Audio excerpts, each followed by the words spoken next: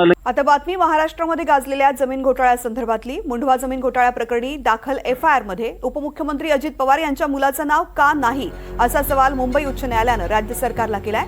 सरकारी वकिलाला उच्च न्यायालयानं या संदर्भात विचारणा केली आहे। दरम्यान या प्रकरणी आमचा तपास सुरू असल्याची भूमिका पुणे पोलिसांनी न्यायालयात मांडली आहे। शीतल तेजवानीनं बावधन पोलीस ठाण्यात दाखल गुन्ह्याप्रकरणी केलेल्या अटकपूर्व जामीन अर्जावरती मुंबई उच्च न्यायालयात सुनावणी झाली। त्यावरती हायकोर्टाकडून अजित पवारांच्या मुलाचं नाव का नाही असा थेट सवाल विचारला गेला।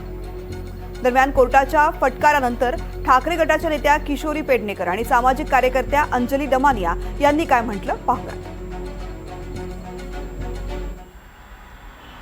कोर्टाने खरंच धाडस चांगलं केलंय। म्हणजे कोर्ट आहे ते आपलं सगळ्यात न्यायिक बाब कोर्टाकडनं येतं। आता ते कोर्टाला राज्य सरकार देईल उत्तर आणि पोलीसही देतील, पण कोर्टाने फटकारेपर्यंत पोलीस का गप्प बसतात? आतापर्यंत ना पार्थ पवारचं नाव आहे ना मीडिया एंटरप्राइजेसचं नाव आहे आणि फक्त एक शीतल तेजवानीला अटक केली आहे आणि ते तारू जो एक छोटासा ऑफिसर आहे त्याला अटक केली आहे। 1800 कोटीची सरकारची जमीन आहे, पण अजूनही त्याच्यावर कारवाई होताना दिसत नाहीये। तर आज मुंबई हायकोर्टात असं झालं होतं की शीतल तेजवानींनी अँटिसिपेटरी बेल मूव्ह केलं होतं।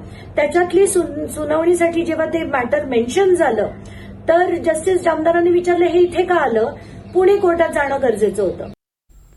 तर याच दरम्यान याबाबत सामाजिक कार्यकर्ते विजय कुंभार यांना विचारलं असता हे प्रकरण दाबण्याचा प्रयत्न सुरू असल्याचा आरोप त्यांनी केलाय।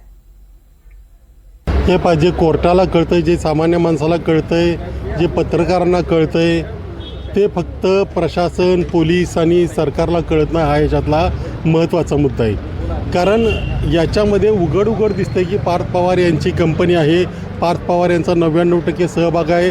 अजितदादांना आधी बऱ्याच गोष्टी माहिती होत्या, पार्थ पवारांना सगळं माहिती होतं, जागा ताब्यात घेण्याचे कसे प्रयत्न झाले ही जगजाहीर आहे।